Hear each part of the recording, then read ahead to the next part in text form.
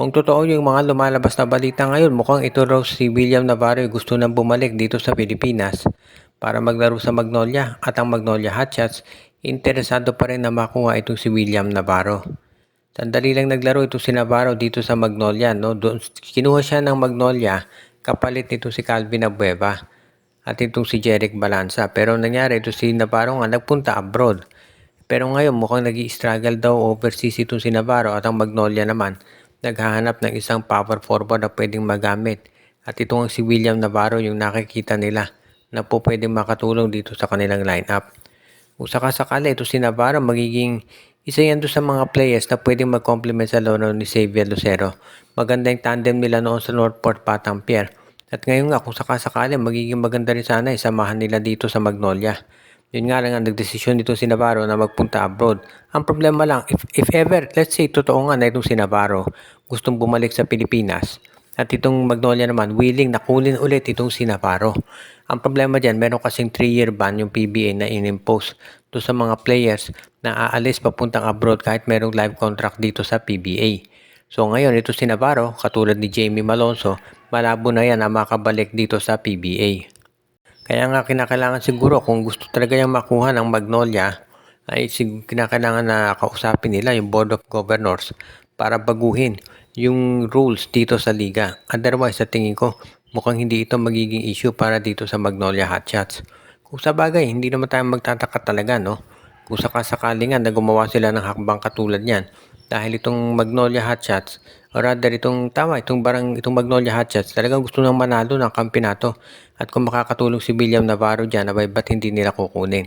Kaya magiging very interesting ang mga susunod na araw para dito sa Hotshots. Itong NLEX Road Warriors ngayon ay isa doon sa mga teams na posible raw maka-acquire kay Joshua Monson. Dahil itong si Monson, alam ng lahat na ito ino-offer na ng Titan Ultra sa iba't ibang mga koponan. Ang matunog na pangalan dyan palagi ay Converge at itong TNT.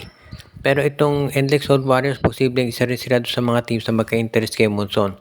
At baka i-offer nilang kapalit dyan na itong si JB Bahio o kaya naman si JV Mocon dito sa Titan Ultra. Kung sakasakali, kasing si Monson, magiging maganda ang role niya sa NLEX. Hindi na siya yung magiging top scorer dyan dahil obviously nandiyan si Robert Bolick at si Shawnee Winston. Ang magiging role dyan ni Monson ay mostly parang defensive player at parang yan yung kinakailangan ngayon nitong si Coach Jong Wichiko. Mag-a-adjust ulit si Monson doon sa role niya pero alam natin matagal nang naging role niya sa PBA talaga ay yung pagiging player na pang-depensa. So hindi na bago to kay Monson kung sakaling ganyan ang maging role sa kanya.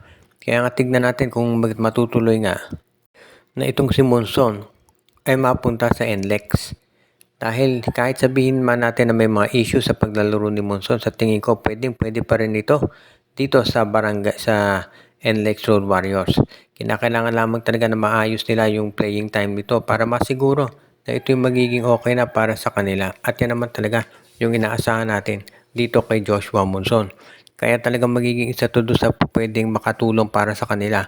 Kaya nga sa tingin ko, itong si Monson talaga ay isa doon sa mga teams, isa doon sa mga players na aabangan natin pagdating dito sa pagtulong dito kay Jong Wichiko na sa bakas makapasok na sa semifinals ng Converge at manalo na sila ng kampyonato dahil parang yan talaga yung inaabangan natin na gagawin nitong NLEX Road Warriors.